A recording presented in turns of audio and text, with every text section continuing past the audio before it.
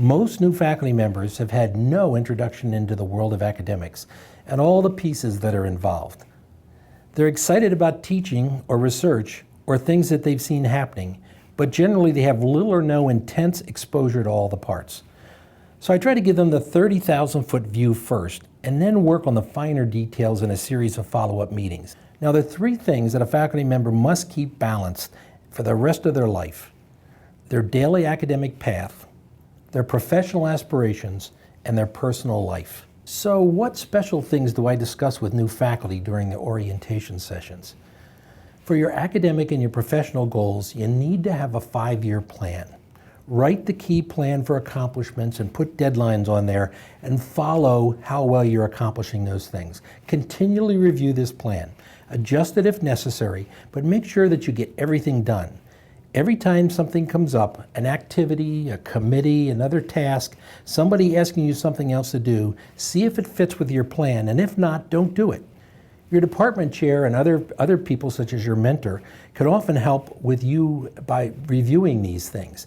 And your department chair often will be your defense against these things. You can always say, geez, I would really like to do that, but my chair thinks there are other things that are more important. I really need to pass that by that person first. So use your chair and your mentor as defenses. Now, what would you think is the most critical thing that I should be telling somebody that they should focus on in the first couple of years? There are lots of things, obviously, that you can put on this list, and others today are going to comment on many of those things. But I'm going to take a second here just to focus on one thing, and that's networking. Go to all the meetings you possibly can. Call all the people on the phone that you possibly can. Continually expand your list of contacts. Let people know who you are, what you're doing, and why you're interested in being part of their network. This single thing has paid more dividends for me than anything else. Mentors can help you do this, but you must make an organized attempt to increase your circle of colleagues. So I just mentioned mentors here. What are your thoughts about mentoring? Who's a good mentor? Good mentors are like gold. Many individuals want to be your friend and give you advice, but what you really need is someone who's dedicated to work with you continually and ensure that you succeed. One of the key characteristics of a promising faculty member, I would say that this would be someone who is highly motivated and driven, for example, and enjoys discovery and teaching as well.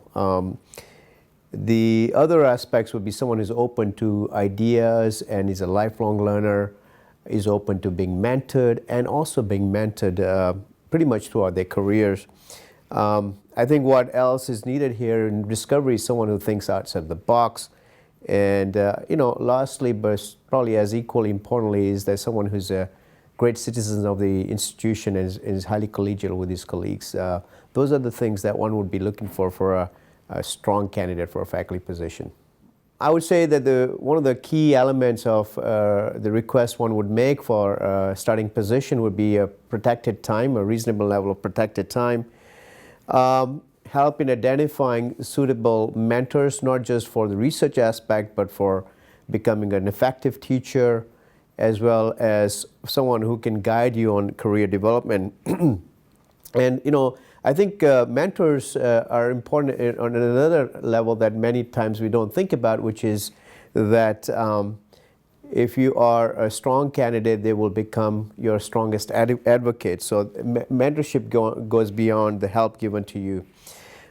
You want to ask for startup funds, and then lab space, which could be shared with a mentor if you're at a very early stage of your career, or independent lab space. A tenure track faculty member would become, in a reasonable period of time, strong, independent but collaborative research faculty member. Hopefully get funding from mechanisms such as the R03, R21s, or the R01s. But I also advise faculty to look outside of the NIH for funding, particularly in the present climate. Foundations, the Department of Defense funding, the FDA, and other sources of funding are important, not just for you to carry through your research program, but also to build a portfolio that will lead to promotion. The other aspect is teaching. Again, here one needs to seek out mentorship on how to be an effective teacher, participate in workshops to learn how to teach effectively, and also establish sound teaching materials, hopefully using current technologies that you can build upon as you mature in your career. The third aspect of a successful faculty is service.